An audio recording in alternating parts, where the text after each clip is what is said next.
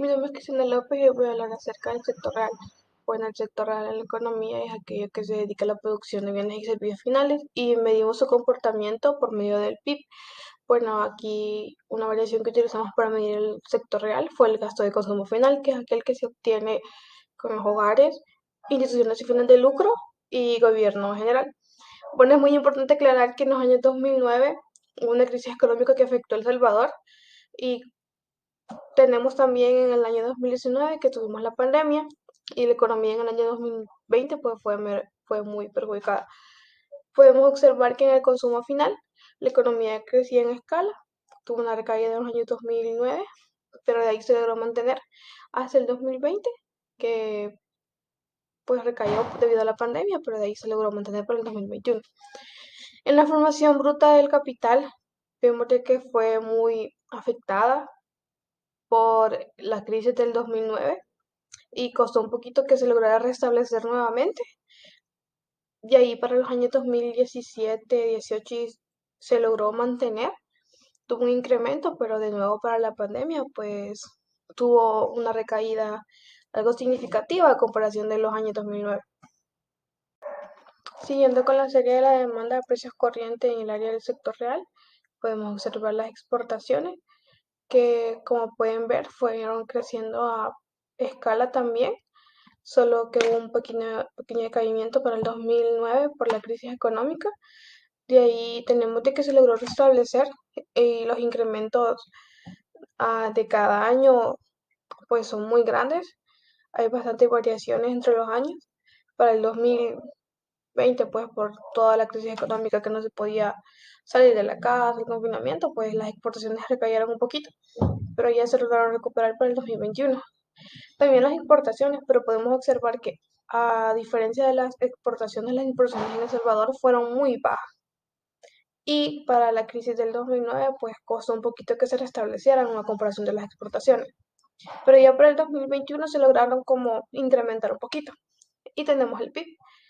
Como se puede observar, el PIB no fue tan perjudicado en el 2009. Hubo una baja, pero fue un poco significativa a comparación del 2020. El PIB también fue creciendo en escala. Lástima que para el 2020, pues por el COVID, pues decayó un poquito, pero ya en el 2021 se está logrando establecer. Igual por eso ya en 2022 la economía ya está fluyendo un poquito más, pero el COVID 2019 dejó algunos estragos en la economía del país, en los sectores y también en el sector real. Reciba un cordial saludo, licenciado. Continuando con los datos del sector real, los analizaremos en base a la serie de demanda. Para el caso del gasto de consumo final, se observa que se ha mantenido en un nivel estable de los años 2000 a 2013. Para los siguientes años ha incrementado poco a poco. Sin embargo, también se vio afectado por la pandemia COVID-19 y tuvo una pequeña recaída en el año 2020. Para el caso de la formación bruta de capital, se observa un incremento a partir del año 2000 al 2007. Sin embargo, debido a una crisis económica en 2009, tuvo una recaída considerable, de 110 a 80. Para los siguientes años se ha ido estabilizando un poco, pero nunca ha alcanzado el nivel que se tenía en 2007. Para el caso de las importaciones y exportaciones, se puede observar que se ha mantenido estable durante el paso de los años, desde la década de los 2000. Sin embargo, ambas variables económicas han tenido una considerable recaída en los años 2009 debido a una crisis económica y en el año del 2020 debido a la pandemia del COVID-19. Para el caso del Producto Interno Bruto PIB, se puede observar que se ha mantenido estable durante el paso de los años. Sin embargo, ha sufrido dos pequeñas recaídas. En el año 2009 debido a la crisis económica, pero no tan considerable como la recaída que se obtuvo en el año 2020 debido a la pandemia del COVID-19, que ha afectado a la mayoría de las variables en dicho sector. Seguidamente analizaremos los datos correspondientes al valor agregado bruto y el Producto Interno PIB correspondientes a la serie de oferta y a la serie homogénea. Como podemos observar, el valor agregado bruto y el Producto Interno Bruto PIB han ido en constante incremento a lo largo de los años. Ambos han sufrido dos pequeñas recaídas, en el año 2009 debido a una crisis económica y en el año 2020 por la pandemia del COVID-19. Como se puede observar, ambas fueron recaídas, pero la del año 2009, la crisis económica, no afectó tanto como los estragos que causó la pandemia del COVID-19 en ambos sectores. Para analizar el valor agregado bruto y el Producto Interno Bruto PIB para la serie de oferta en base al índice de volumen encadenado, se puede observar que ambos sectores han ido en constante crecimiento a lo largo de los años, y la caída del 2009 debido a la crisis económica no fue significante para ambos sectores. Sin embargo, seguidamente se obtuvo en el año 2020 una recaída notable y considerable debido a la pandemia del COVID-19, que afectó en gran medida a todas las variables correspondientes a ambos sectores. Recibo un cordial saludo, licenciado. Yo les explicaré sobre el sector fiscal. Para empezar, definimos su concepto, que es el que comprende la participación del Estado en la economía. El Estado recauda ingresos, envía los diferentes impuestos y tiene gastos corrientes o de capital o de inversión. La diferencia entre los ingresos y los egresos del Estado es superávit o déficit fiscal. A continuación pasaré a la siguiente diapositiva. Ahora bien, el sector público está compuesto por un grupo donde entran todos los gastos que tiene el gobierno, como corrientes y de inventario. Los datos fueron proporcionados por el Banco Central de Reserva, lo cual, mediante las gráficas representamos los ingresos y los gastos que ha tenido un crecimiento progresivo en lo largo del periodo.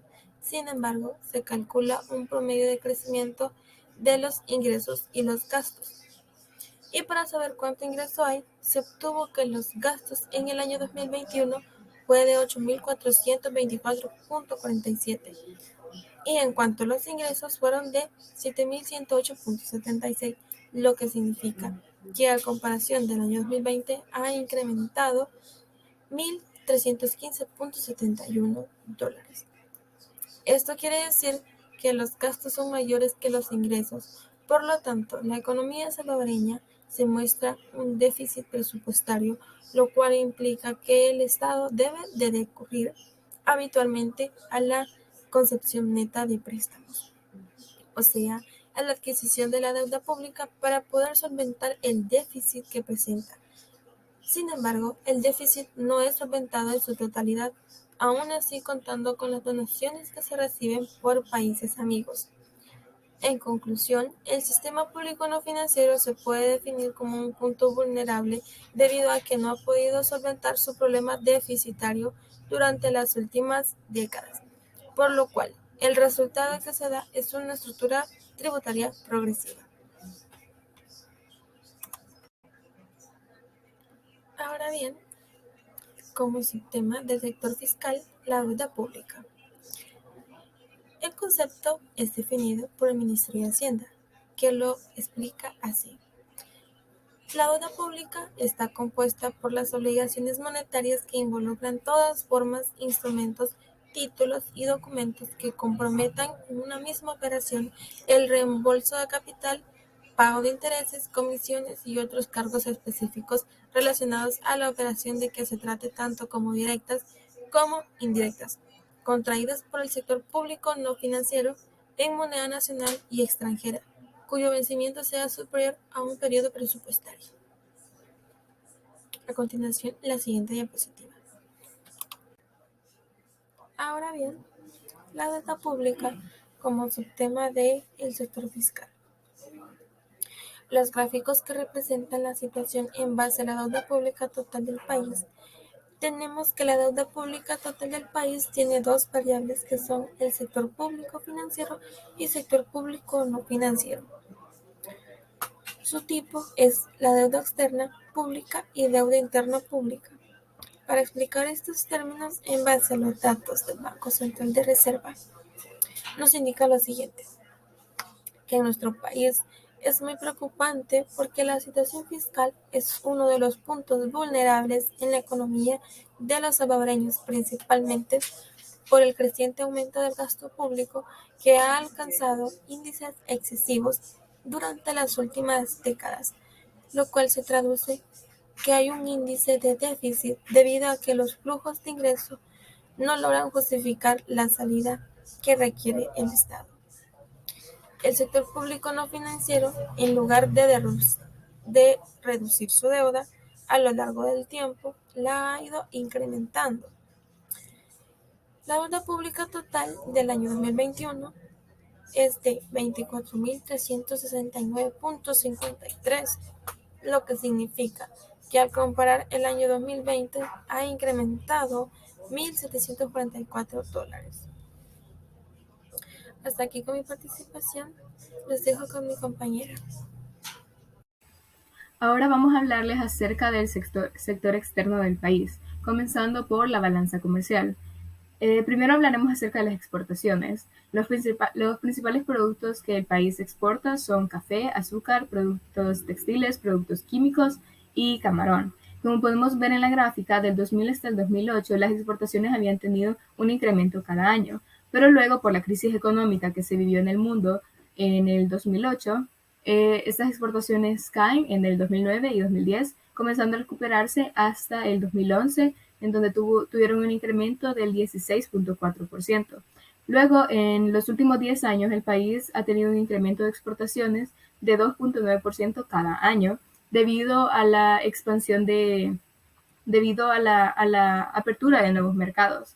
Hasta el 2020, en que las exportaciones vuelven a caer debido a la pandemia de COVID-19, en la que los mercados se cierran y no era permitido exportar ningún tipo de producto.